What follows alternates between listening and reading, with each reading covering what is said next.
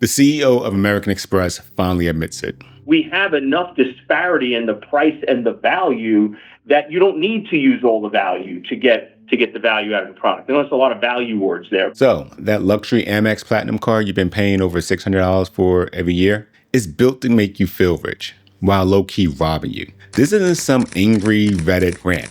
This comes straight from the CEO of American Express during their second quarter 2025 earnings call.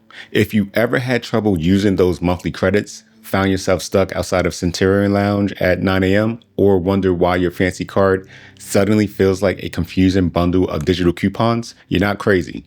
They want it that way. This video is a follow-up to my last one on AMEX and Chase Sapphire, where I broke down how premium credit cards are quietly milking your wallet.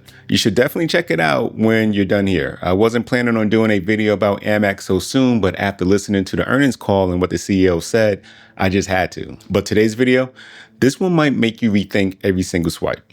Let's get into it. Let's start with the quote again, because it's that wild. Not every card member uses every benefit, but that's okay because it gives people the opportunity to pick and choose. But they do use enough of the services and the benefits that it more than outweighs whatever fee they're going to pay. That's not customer service rep. That's Steven, the CEO of a Fortune 100 company, basically saying, yeah, we know you're not getting full value, but we're still going to charge you like you are. This is like if your gym manager walked over mid-bench press and said, look, we don't expect you to use the sauna, the yoga classes, the pool, or the weights.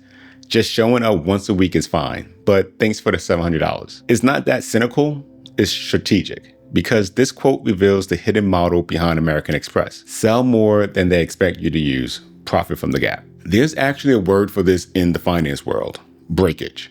Is what happens when companies offer rewards, credits, or perks, and the customer doesn't redeem them.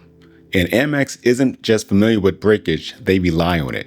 Think about your own card. Have you ever missed an Uber credit because you forgot to add it? Did you redeem that Saks Fifth Avenue credit before it expired? Did you use all $12, $20 dining credits last year? Probably not. And Amex knows that. They advertise over $1,500 in value, but what they actually counted on is that you'll forget most of it, or that you won't bother, or that the benefit won't work when you try it. This isn't sloppy execution, it's intentional friction. And just when you thought it couldn't get worse, here comes the new changes. According to upgraded points, Amex is raising the annual fee on an Amex Platinum from $695 to $795. But I'm thinking it'll be closer to $995. And to justify it, they are allegedly adding a Resi credit, a Ticketmaster credit, and maybe some more streaming services that count under their already established entertainment credit. So now, we're not even pretending this is about luxury anymore. It's just a glorified coupon book. Imagine if a butler followed you around saying, sir, you may use one of the following each month: a meal, an experience, or watch a show. Amex is nickel and diming you with prestige packaging. Let's play this out. Here's what your year with the Platinum card might actually look like. Month number 1, you remember to link your Uber. Nice, but you forgot to use the $15 credit. Second month, you book a flight. Try to get into a Centurion Lounge, it's full, and they end up buying a $17 sandwich and a $4 water from Hudson News. The next month, you try to use your Equinox credit, just to realize your gym isn't Equinox, so you just shrug it off. Month 4, you finally remember to use the $50 Saks credit on something that cost $600 that you weren't looking to buy anyway. You think about canceling, but wait, maybe next month it'll all click, and you repeat for the next half of the year. This is how Amex wins. They keep you chasing the full value, but they move the finish line every month. Let's talk lounges, because this is where the emotional appeal really hits. The whole point of having a Platinum card, at least in theory, is walking into an airport lounge, sipping an old-fashioned espresso martini or a 2023 Merlot, and feeling like you're above the chaos. But here's the truth. Most Centurion lounges are overcrowded. Guests often aren't allowed unless you pay extra. And many terminals don't even have access. The fantasy is luxury, exclusivity, and ease. The reality is waiting in line with 50 other elites trying to get free hummus and a seat. You're not in first class. You're in platinum economy. And Amex knows they oversold the dream. From the CEO again, we're not at the point where people are canceling in masses. And here's a translation. Yeah, we know it's not great, but you're not leaving yet. And here where it gets interesting. Chase, Capital One, Citi. They all started copying Amex playbook. High annual fees, flashy perks, and hidden red tape. The Chase Sapphire Reserve used to be the golden child. Now it's offering DoorDash and Instacart credits you didn't ask for. Capital One Venture X offers lounge access, if you can find a lounge at your airport.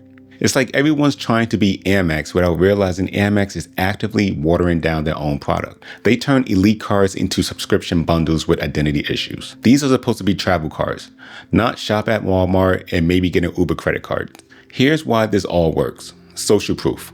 You see celebrities, influencers, finance bros on YouTube all flashing their metal cards. There are Reddit threads titled, "Am I crazy for keeping the platinum card just for the lounge access?" Or, "I pay $695 and barely use the benefits, but it feels weird to cancel." That's not loyalty. That's addiction to a brand image. You're not buying perks. You're buying permission to feel important. And the second you try to cancel, Amex hits you with a retention offer and a new perk to chase. The scam isn't just financial, it's psychological. Now, some of you are going to comment, "But Mike, I actually do use every perk."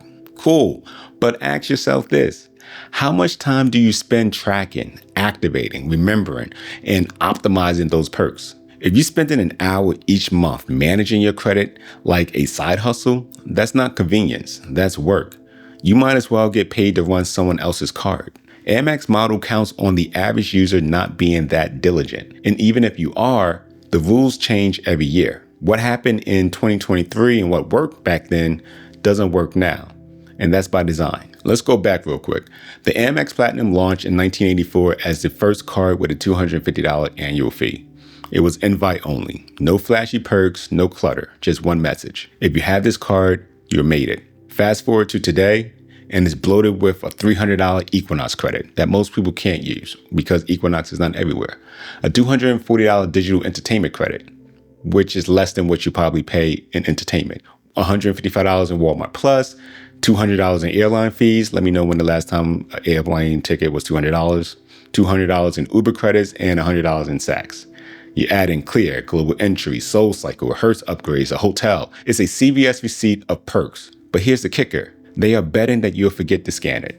Let's answer the question everyone is thinking. Should you cancel your Amex Platinum? Here's a framework. Keep it if you travel frequently and hit lounges often, and you already use all or most of the credits, and you write off the fee as a business expense. You should cancel it if you're not traveling as much anymore, or you forget to redeem most of the perks, or if you feel guilt trapped into keeping it. And if you're in the middle, I want you to try this real quick. I want you to track your Amex perks for 3 months. Log what you actually use. If you're not breaking even, you're paying just for the vibes. And the CEO already told you, we know, and we're fine with that. If you made it this far, I want you to do me a favor. I want you to watch my other video on how Chase and Amex both use premium branding to quietly hike fees while lowering your usability. I want you to comment below whether or not you're keeping your platinum card or you're done. Or if you're in too deep into the lounge lifestyle.